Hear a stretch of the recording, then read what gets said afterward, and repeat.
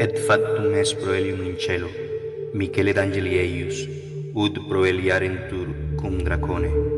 Et draco pugnavit et angeli eius, et non valuit, neque locus inventus est eorum amplius in cielo, et proiectus est draco ille magnus, serpens antiquus, qui vocatur diabolus et satanas, qui seducit universum orbem, proiectus est in terram, et angeli eius cum illo proiecti sunt. Hola pensador, hoy vamos a hablar de la oscurantista Edad Media. ¿O no será más bien la llena de mitos y mentiras e infravalorada Edad Media? Quédate en este video porque hoy vamos a descubrirlo. Además, vamos a aprender con Carlos del canal Hablar de Filosofía algunos términos y expresiones en latín que, aunque se considera una lengua muerta, descubrirás que en ciencia y en filosofía es más usada de lo que tal vez te imaginabas. Eamus intellector. Corre intro.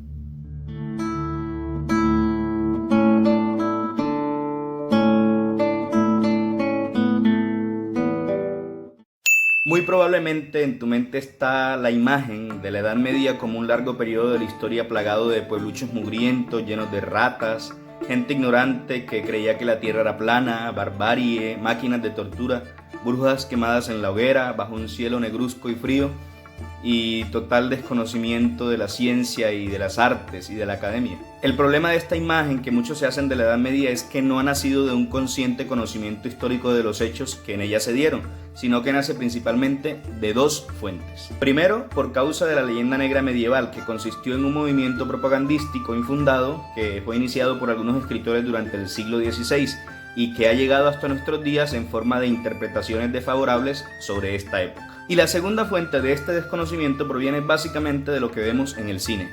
Cientos de películas que te muestran una época medieval horripilante, normalmente asociada con películas de terror, violencia, en donde la vida era un total infierno.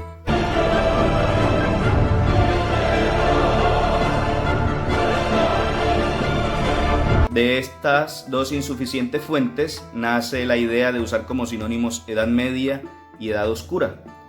Tal vez nadie hasta ahora te había dicho que la realidad fue bastante diferente, incluso en muchos sentidos fue todo lo contrario. Espera, alto ahí.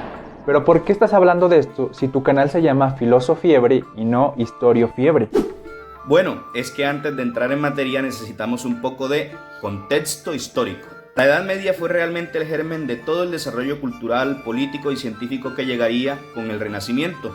Durante la Edad Media también hubo momentos de evolución e incluso de desarrollo cultural y tecnológico. Habitualmente las críticas más despiadadas se han dirigido contra la Iglesia por ser la institución que legitimó un modelo socioeconómico basado en la existencia de lazos de dependencia entre los hombres, o por el controvertido papel que tuvo la Inquisición.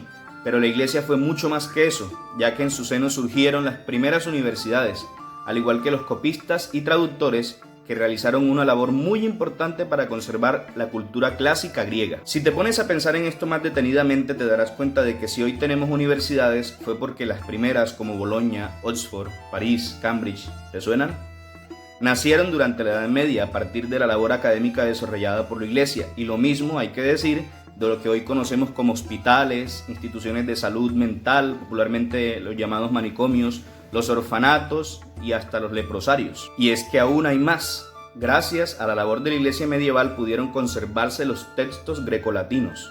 El monacato benedictino tuvo un papel extraordinario en el desarrollo cultural de los pueblos europeos, además de contribuir a crear un vínculo entre ellos y a la formación de una cierta conciencia de unidad europea. Esto por sí solo, por supuesto, refuta la equivocada idea del atraso en las ciencias y en el conocimiento. En la Edad Media se dieron los primeros pasos para entender lo que somos, nuestras formas de vida, nuestras creencias y buena parte de los elementos que nos definen en el plano material y espiritual. Por eso sabemos que la Edad Media no es simplemente un periodo de desgracias, de guerras, de inmovilismo y de hambrunas. Esta etapa también conoce el nacimiento del humanismo, del parlamentarismo, el auge de la vida urbana y la difusión del libro. Y habiendo dado esta rápida mirada al contexto histórico, pasemos entonces a hablar de filosofía medieval y más específicamente de la escolástica. La escolástica fue un movimiento filosófico y teológico que intentó utilizar la razón, en particular la filosofía de Aristóteles, para comprender el contenido sobrenatural de la revelación cristiana. La escolástica predominó en las escuelas catedralicias y en los estudios generales que dieron lugar luego a las universidades medievales europeas, en especial entre el siglo XI y el siglo XV. Y sin embargo, su formación fue heterogénea, ya que acogió en su seno corrientes filosóficas no solo grecolatinas, sino también árabes y judaicas. El afán principal de la escolástica y de la filosofía medieval en general consistió en poder conciliar la fe y la razón. Las fuentes de las que se valió para esto fueron la Biblia, los escritos de los filósofos clásicos, principalmente Platón y Aristóteles, y los escritos de los padres de la Iglesia.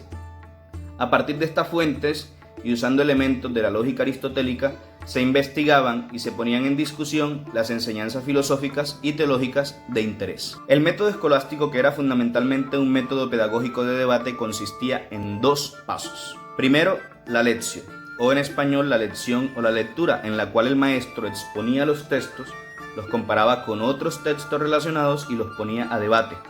De esta manera se llegaba al segundo paso, la quaestio, que era la más importante y consistía en exponer los dilemas, las dudas o los hechos problemáticos que se desprendían de dichos textos. En algunas de estas quaestio podían participar distintas cátedras y distintos grupos de personas como nobles, miembros del clero o estudiantes de otras facultades o de otras universidades, de manera que por medio del debate construyeran entre todos nuevos conocimientos. Debido a que todo este proceso de desarrollo académico se dio a partir del préstamo de la filosofía griega y romana, de ellas también se extrajo la preciosa lengua latina, que hoy en día se usa en biología para la nomenclatura y clasificación de especies y grupos de seres vivos, por ejemplo, o sea, la taxonomía. Además, en derecho y medicina se usa mucha terminología proveniente del latín y sigue siendo la lengua litúrgica oficial de la Iglesia Católica de rito latino. De hecho, el Papa entrega sus mensajes escritos en ese idioma y las publicaciones oficiales de la Santa Sede son en latín, que es la lengua oficial del Estado Vaticano.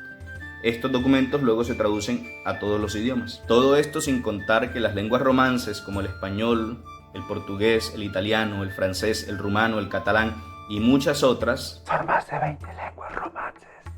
Y todas ellas aparecieron como evolución del latín vulgar. Es por eso que hoy, querido pensador, Filosofiebre ha invitado con mucho gusto a Carlos del canal Hablar de Filosofía para que junto a él aprendamos 5 latinismos o expresiones latinas que son muy usadas en filosofía.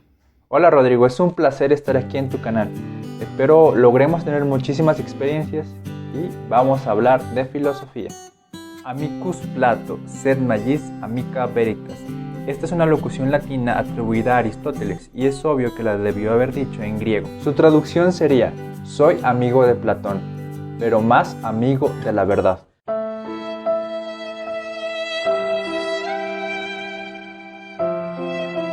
Aristóteles era discípulo de Platón. Admiraba a su maestro la profundidad de sus pensamientos y de sus razonamientos filosóficos, la corrección de su vida moral y de sus sentimientos.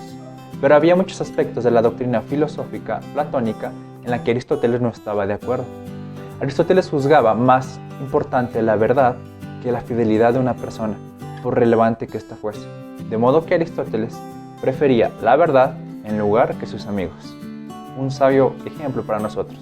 Segundo latinismo, a priori y a posteriori. Las expresiones a priori, previo a, y a posteriori, posterior a, se utilizan para distinguir entre 2 tipos de conocimiento. El conocimiento a priori es aquel que es independiente de la experiencia, mientras que el conocimiento a posteriori es aquel que depende de la experiencia para ser formulado.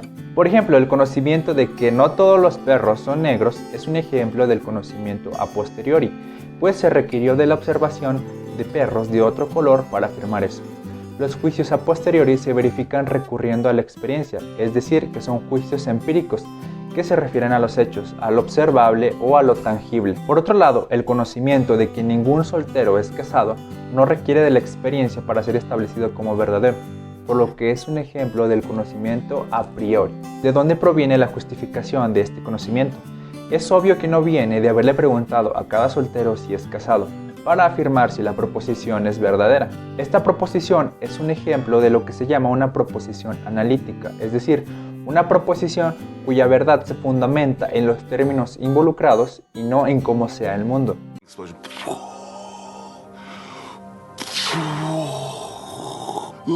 Tercero, pluralitas non est ponenda sine necessitate.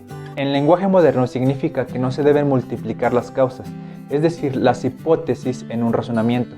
Un raciocinio basado en premisas menos numerosas y más sencillas es más verosímil. Cuanto menos se supone, mejor. Esto hace que el principio de parsimonia sea la expresión filosófica del sentido común. En el campo científico se dice que hay que favorecer la hipótesis más sencilla que explique las observaciones o que por lo menos sean compatibles con ella. Este principio es frecuentemente llevado más lejos desde que se comenzó a admitir que las leyes físicas eran escritas en el lenguaje de las matemáticas. La hipótesis más sencilla es a priori, la que tiene que ver con la formulación matemática más sencilla. Cuarto, credo ut intelligam. Significa creo para que pueda entender y es una máxima de Anselmo de Canterbury y se basa en un dicho de Agustín de Hipona que dice: cree para entender, para relacionar directamente la fe y la razón.